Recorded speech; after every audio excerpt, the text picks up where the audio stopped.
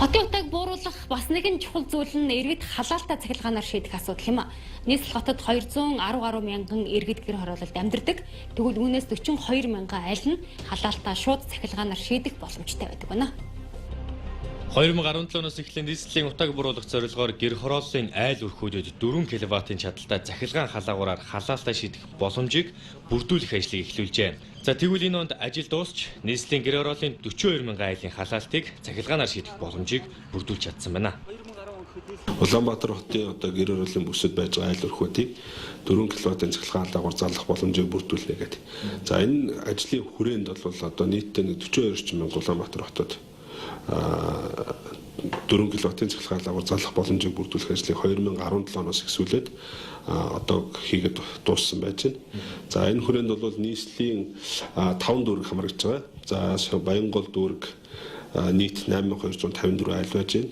За Сонгон найрхан дүүрэгт 13820, Сүхбаатар дүүрэгт 3723, за Чингэлтэй дүүрэгт 12438 айл, Баянзүрх дүүрэгт 3732 гэдэг нийтдээ ингээд 42 мянга орчим болж байгаа. 41964.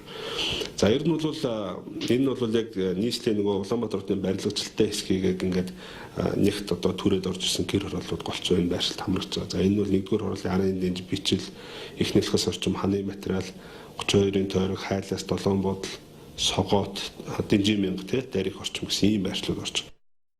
За зураг дээр харагдаж байгаа ногоон болон цэнхэр өнгөөр будагдсан хэсгийн гэр хорооллын иргэд цахилгаанаар халаалтай шийдэх шууд боломжтой юм. Баруун талаас 5 шарын уулзуураас дарихийн уулзур хүртэл хойшлоод 100 айл орчим, хайлаастын эцэс 70 давхар, дэнжин мянга, их нэлхэс, за баян өшөөний уулзур, ханы материал гэсэн хэсгүүд байна. За хэрвээ та тодруулсан хэсэгт оршин суудаг бол халаалтай цахилгаанаар шийдэх бүрэн боломжтой гэсэн үг юм. Харин бүсээс гадуур байгаа иргэд Улаанбаатар цахилгаан төвөг сүлжээнд хандсанаар цахилгаанаар халаалтай шийдвүлэх боломжтой гэлээ.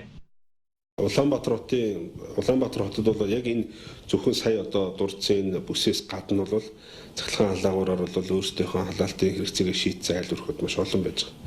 За энэ дээр бол туслангийн бүсүүд бол түгээмэл бас байдаг.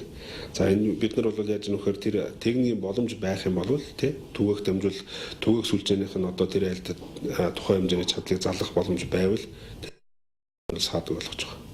За нийслэл түүхийн үрс оруулахыг хориглож түүхийн үрс төлөвлөхгүй байх зарлиг эхний өдрөөсөө л ач холбогдлоо өгч утаа суунаглаж эхэлдэг. Энэ үед иргэд утааны тухай бодохгүй алхаж байна. За сайжруулсан түлшний гавьяа ихч цахилгаанаар халаалтай шийдэх нь утааг бууруулах бас нэгэн том шийдэл юм а.